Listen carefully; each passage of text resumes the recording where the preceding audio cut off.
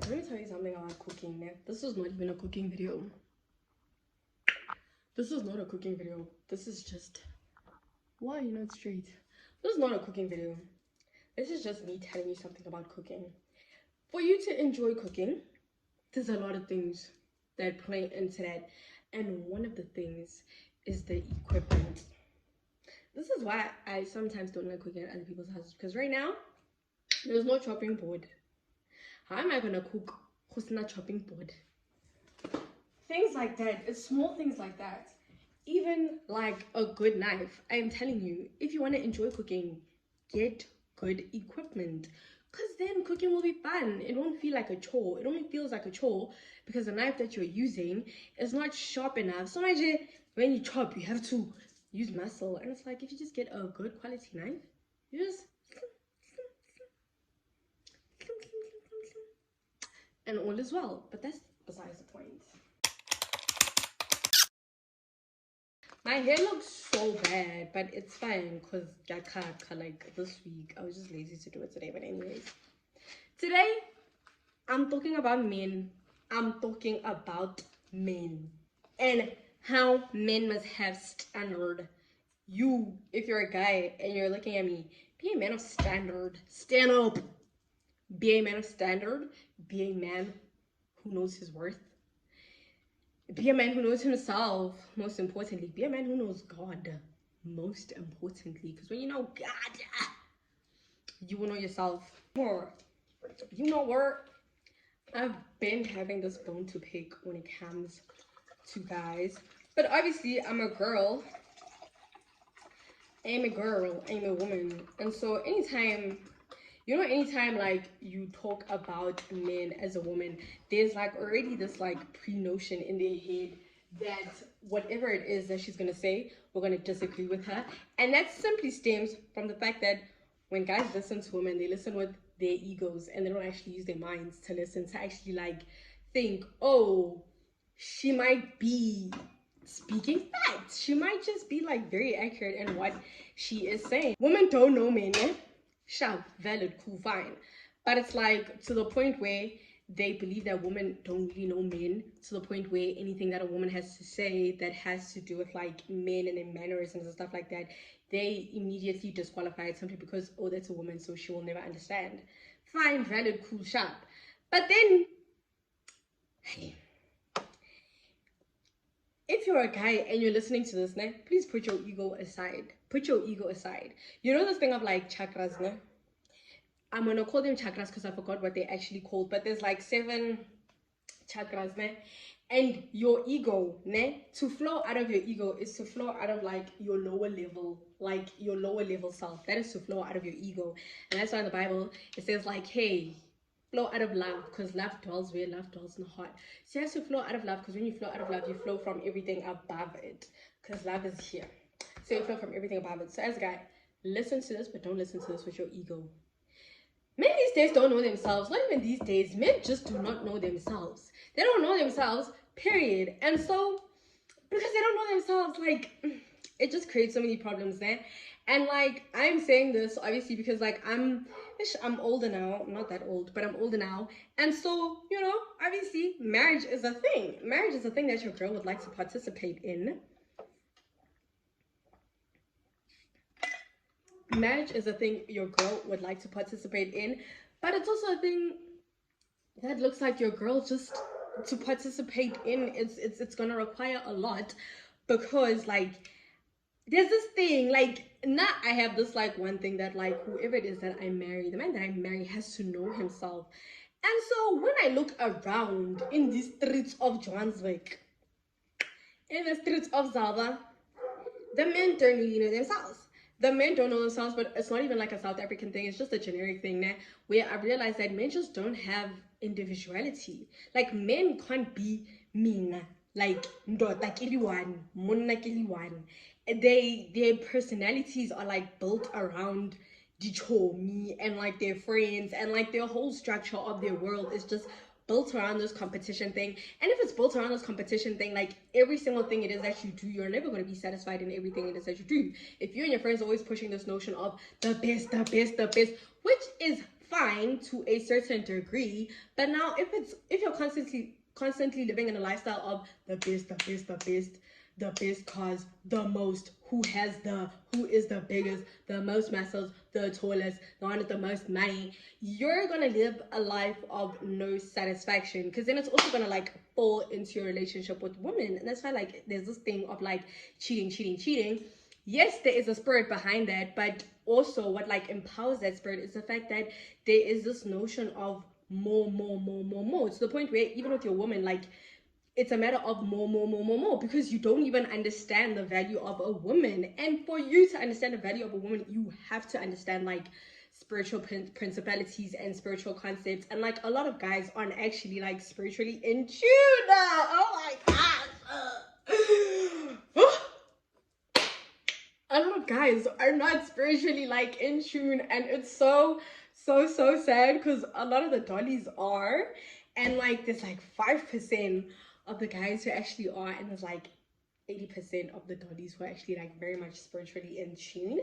And because guys are not spiritually in tune, you don't see the value of a woman, because when you look at a woman, you just see like, yo, like when I get married, nem, it's this thing of lobola. That's so much, that's like so expensive. You don't understand, why am I taking out lobola? Now it's a thing of you're the head of the house. Like you don't understand the concept of 50-50 shouldn't be a thing. Simply because you don't understand like the role of a woman. And when you get married to a woman, like what role does she play? What role do you play? Like women are the key for men to succeed. That is a truth. That is a spiritual truth. Mina, the life that I'm living now, I live simply based on spiritual truths and spiritual facts. I don't live based off of worldly systems. I live very much based off of spiritual systems, because like worldly systems are like disguising spiritual systems in a sense. Example, addictions, we will see them just as addictions, and like you'll see the psychology behind it to be like, oh, okay, this is like just the reaction that you fed your brain. But like in actual fact, there is a spirit behind that. Even if you're not aware, even if you're someone who's like, oh, I'm not a spiritual person, I choose not to believe in those things, I don't believe like, you know, in the supernatural world. Even if you don't believe in it, that thing exists and it rules the world. The world is simply your spirit being before you're a human being. And so yeah, just be very much spiritually in tune, because then you will learn a lot of things about your life. So anyways, what I was saying is that the role of a woman, ne, spiritually, ne, and this goes back to Adam and Eve, right? She was made to be Adam's helper, but like the way we've like put so much, like there's this less value in the word helper. Whole time the helper that they were talking about there is like basically just a super strength. She was Adam's super strength, and that's what a woman is for a man. And like I also like had this thing where I was like, oh, I don't want to be a Bob the Builder wife. Whole time that is literally what I'm actually supposed to be. I am somewhat the Bob the Builder of the family, because there's like so many things that as a woman you unlock certain things for your husband. Like your husband's success is somewhat dependent on you and your prayer life. That's why it says a man who finds a wife finds a good thing, because that's literally like your spiritual key. And I feel like a lot of guys just don't want to get married because they look at the silly semantics of like lobola and like the fact that you have to pay for each and every single thing. But like when you actually think of it, it's like this woman is basically your key to paying for everything, because she's the one who's going to get the prophetic words and tell you that, hey love, this market is going to crash, don't invest there, go invest somewhere else. She's the one who's going to tell you, hey, like love, don't do that, do this, because she's the one who's going to be like more spiritually like in tune, because she's the one who's going to stay at home. She's going to educate herself, she's going to pray, she's going to, you know, cultivate her relationship with the Lord, while you as a man go and work and provide. Because now when you're working and providing, she's here covering you, protecting you, making sure that the steps that you take are covered, making sure that every single place that you step in, you have authority over that place, and the will of the living God is going to happen in that place. It's not to say that now you're providing just so that you can relax, pedicure, manicure, and stuff like that. Sharp, those are things that do fall in, but like the most important thing is the fact that your woman is your key to success. Like no lie, like there's certain things that a woman will do for you that you cannot do for yourself. There's certain doors that your wife has the key to unlock that you cannot unlock. And it's like That's why it's so important to like make sure that whoever it is that you're gonna marry, I'm supposed to be cooking, but here I am talking because I am not good at multitasking. But anyways, that's why it's so important. Like the woman that you're gonna marry, you can't just decide that, oh, this is someone that I enjoy spending time with, so I will marry that person. No, you have to know the mission that you have been put on this earth to complete. That's why I'm saying I need a man who knows himself. Because if you know yourself, you know the mission that you are supposed to complete on this earth. If you are a spiritually in tune man, you know the mandate that God has put you on this earth to complete. And when you know that, you know what helper you're supposed to get. So you're not just gonna pick nomabani, no, because you understand that, okay, this is what a woman is supposed to do for me in my life. And if this is what a woman is supposed to do for me in my life, now I need to discover, okay, what is it that I'm supposed to do in this life? Am I called to be in the finance like specter of life? Am I supposed to be in the human relationship aspect of life? Am I supposed to be a farmer? Am I supposed to be an architect? Am I supposed to be a whatever? So that when you know that, oh, these are the spaces that I go into, but not even just based off of like architecture and stuff like that. When you look at like the spiritual things behind it, like, am I supposed to be a pioneer? Am I supposed to be a teacher? Am I supposed to be a healer? Am I like, what is it that I'm supposed to be spiritually? So that when you know that what it is that you're supposed to be spiritually, then you know that, oh, these are like the specific spiritual gifts that I need in a wife.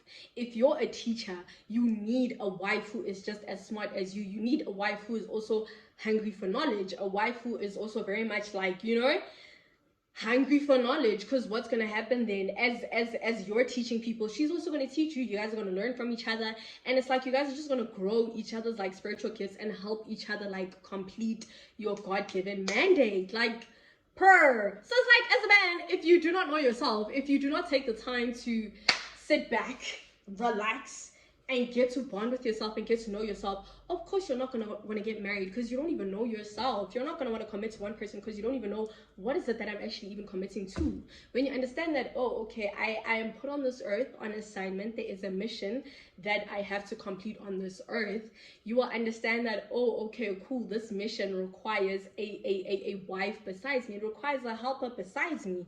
And when you understand that, you will now start to look for, oh, this is the kind of helper that I need. This is the kind of helper that I need. But you will only know that until, number one, you know your specific mandate on this earth. Number two, you know yourself. Like, you know the being that you're created to be, not what the world tells you to be. What I was talking about earlier on, saying that like this whole competition, like egocentric men situation where like there's just no men on individuals, it's just groupies. Like, if you continue to live like that, you will be your own, like, the reason for your own downfall. Like, as much as, yeah, you and your boys are Forex boys, woo, worldwide, love it for you guys, but at the end of the day, like, at your core soul, the thing that is the most important thing, which is like your spiritual being, that's the most important thing. If that is not in tune, you can have all the money, you can go to the clubs, you can do all these things, but if you don't even know, like, as a man yourself, how it is that you are actually supposed to function. Because here's the thing about humanity,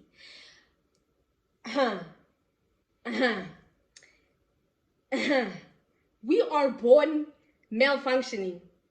We are born malfunctioning, each and every one of us. There is a malfunction in each and every one of us, and the only way for us to actually operate the way we were created to operate is when you go to God and say, bro, I need you to help me. And you say, Jesus, your Lord and Savior of my life.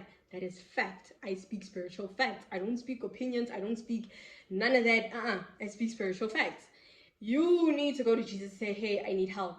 And he is the one who's gonna, that is a whole topic on its own. That is a whole, now I need to give like an entire Bible lesson on like creation and how like the fall of man, really like all these like weird stupid characteristics and tribalistic point of views that we have, how those things aren't even God-given. They're mostly like just human nature, and like you're not supposed to follow human nature, because like human nature is just very like, one, it's very like subjective, and also it's just it's not going to get you to your higher self, because your human nature is very much tied to your flesh.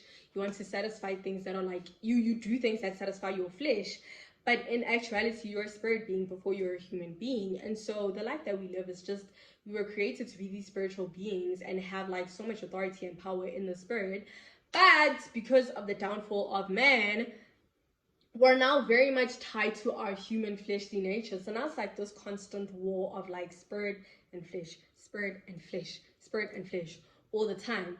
And this war is so much harder for a man because as a man, you're the head of the house. So you know who the enemy attacks before he attacks women. He attacks the man. Because what happens? If you attack the man, you are going to like, say for me example, whoever it is that I'm going to marry, ne? I pray for him every night in the name of Jesus. But whoever it is that I'm going to marry, they are attacking him. God forbid, but probably it is happening. They are attacking him because until his best self, his like success self, the keys are hidden in me. So if my man, if the agenda that is in his heart is that women are trash, women aren't, there's no good women left in this world, and like women just aren't nice people and everything must be 50-50, if he doesn't even see the value of a woman, what happens is that you're gonna think that, oh, this is just about the fact that no, I don't want a woman. Whole time spiritually what's happening is that the enemy is tricking you into thinking that, into believing that you don't need a woman, because once you get the woman that was actually designed for you, there are certain things that you're gonna unlock that are just gonna take you to like a whole new level. That's why like even this whole like notion of like I am someone I believe in, before I burn the rice, also like this thing of, you know how like one thing I need you to understand, né? In this world, there is an enemy, there is a dark force, and this dark force is smarter than you think it actually is. The devil doesn't show up in these wow, majestic, evil ways. No, he shows up in very like small systems, small kind of things. You know, like one example is like, so Aisha, okay, this is how like the devil worked, right? So it was like, oh, okay, let's push this notion that like women are valueless, so that when we push the notion that women are valueless, these women are going to fight for their rights so that they can gain their value the same way that a man gains their value, and that's not how it was supposed to be. And so when we push that narrative, then we're going to get to a state where women and men are doing the exact same thing. So now there's no sense of like, there's no like, can I say individuality? Like there's no way to actually like identify the two, like to separate the two and to realize the two, like what they both bring to the table. Like they are different, but they are both very valuable. Let's put them in a space where everything it is that they're going to do is going to be the same, so that they don't see like unique qualities and values in each other. And it's like, okay, you push that narrative, then like there are some tribes, some cultures that understand that like a woman is so valuable and stuff like that.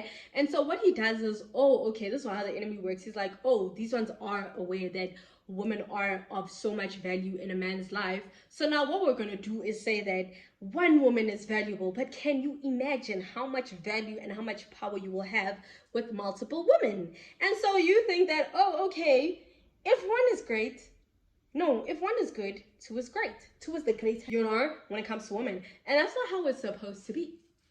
That's not how it's supposed to be. Because it's like the same thing as salt. Enough salt in a dish, a pinch of salt in a baking something, a pinch of salt in a dish is perfect. But too much salt will kill the taste of whatever it is that you're supposed to have made. Like it will just, the thing that you have made will not serve its purpose of being delicious and nutritious because you put too much salt. It's the same thing as a woman. One woman is enough for you. Please.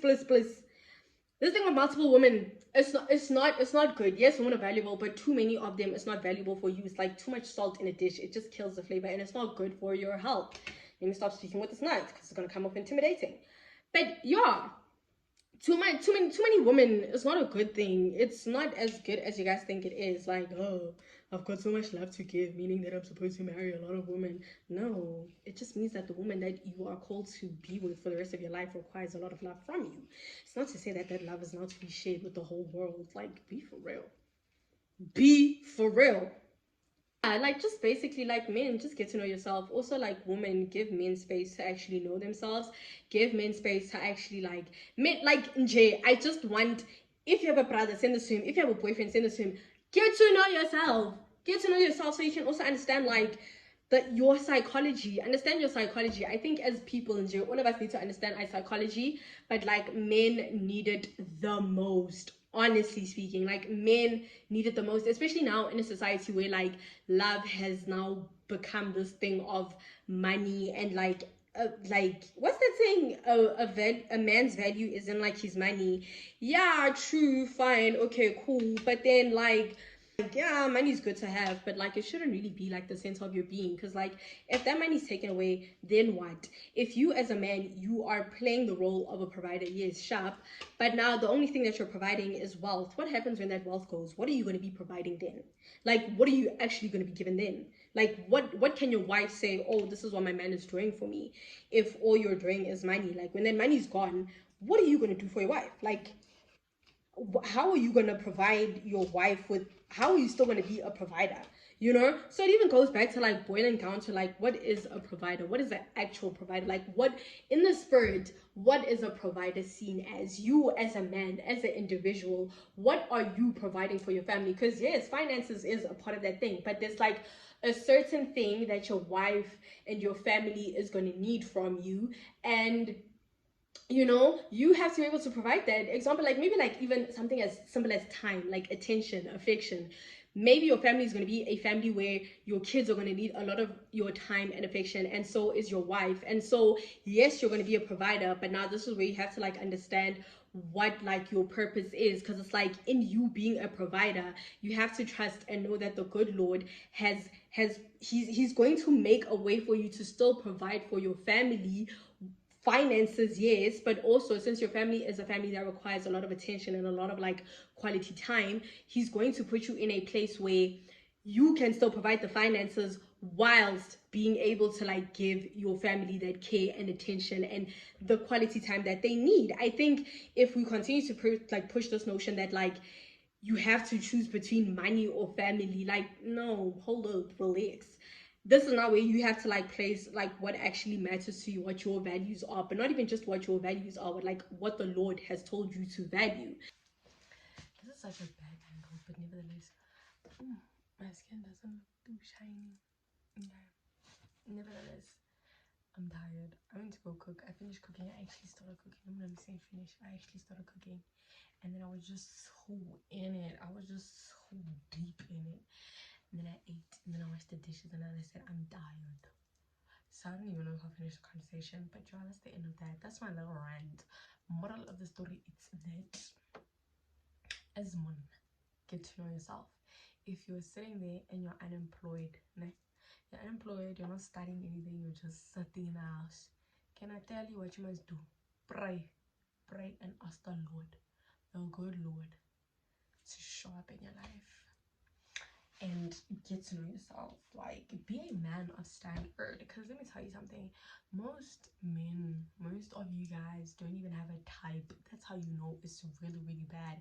And then you like cover this thing of not having a type, like men can love anyone, men can love anyone, me and the ones who give unconditional love. Boy, please, you're only able to love anyone and everyone because you don't have a standard for yourself. You don't know what kind of woman would best suit you. Like if you ask a guy what's your type, he's gonna tell you, he's gonna give the most generic answer ever.